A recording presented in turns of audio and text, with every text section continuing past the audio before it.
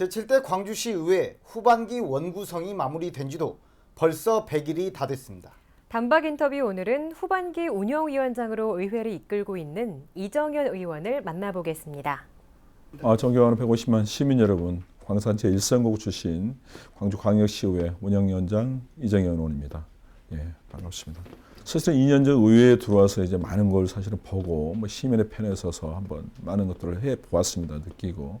그런데 그 중에서도 어쨌든 사회적 약자를 위한 각종 조례를 제정했던 부분들이 좀 크게 기억에 남는 일이 아닌가 이렇게 좀 싶습니다. 그래서 그 중에서도 이렇게 살펴보면 의병활동 지원을 위한 우리 지원에 관한 조례라든지 또 사회적 약자를 위한 어떤 농촌 어떤 어려운 후계농업인 지원이라든지 고령농업인에 대한 지원, 그다음에 우리 안전을 책임지고 있는 또 소방관 공무원들에 대한 어떤 지원을 위해서 소방 공무원에 대한 또 지원 조례라든지 이런 그래도 각종 조례를 지정했던 부분들이 좀 큰 성과가 아니었는가 이렇게 싶습니다. 네네. 아시다시피 지역의 현안들이 저희 지역에 굉장히 많습니다. 광주 시내 전체가.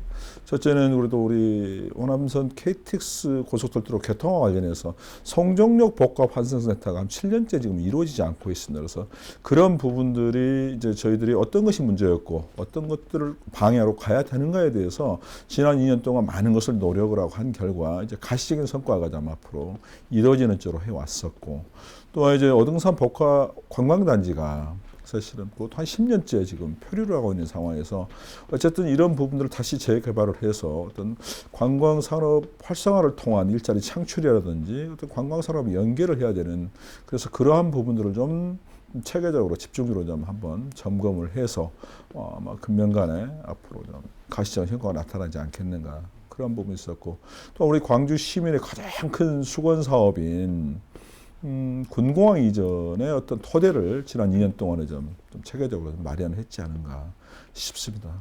그리고 가장 기억에 남는 거라고 하면 어쨌든 상반기에도 예결산 위원장으로서 4조 원에 달하는 광주시의 어떤 예산의 쓰임새를 정말 시민의 혈세에 있는 예산이 좀 효율적으로 생산적이게 쓰이게 하고 혹이라도 어떤 누수되는 현상은 없는지 불효불급한 예산은 없었는지 그런 시의 재정에 관련된 부분들도 좀 꼼꼼히 살펴봤던 부분들이 그래도 상반기 했던 사업들의 어떤 주요 내용이 아니었는가 그렇게 좀 생각이 됩니다. 아까도 이제 말씀 올렸습니다만 지금까지 어등산 관광단지 같은 경우가 토대를 마련했다라고 하면 이제는 뭔가 그 부분이 실질적인 가시적인 성과가 나타나야 되는데 지난번 시정 질의를 통해서도 이제 한번 짚었습니다만 어등산 관광단지가 금년 하반기까지 어떤 사회적 합의를 도출을 해서 17년도에는 바로 재개발을 해서 그런 부분들이 어떤 지역경제 발전이라든지 청년들의 일자리 창출, 그다음에 시민들의 휴식 공간을 제공할 수 있도록 그 부분에 대해서 좀 중점적으로 노력을 할 것이고요.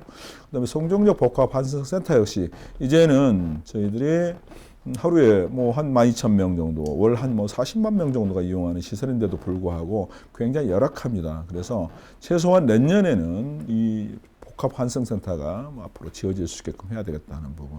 또한 지난번에 국토부에서 공모사업으로 해가지고 송정역 부근으로 해가지고 투자 선도지역으로 지정이 되는데 그런 부분들이 좀 체계적으로 이루어져야 되겠다. 잘못하면 지난번 송정역 복합 환승센터나 어등산 관광단지처럼 그냥 장밋 공약으로 끝나버릴 수 있는 그런 전체를 밟지 않도록 좀 전략적으로 접근할 수 있게끔 그런 부분에 대해서 시정을 한번 살펴볼 계획이고 또한 요즘 김영란법을 이슈로 해서 농업농촌이 더더욱 힘들어져 있고 또한 앞으로 FTA라든지 앞으로 PPT라든지 이런 과정으로 인해서 농업농촌의 현실이 굉장히 힘들고 어렵습니다.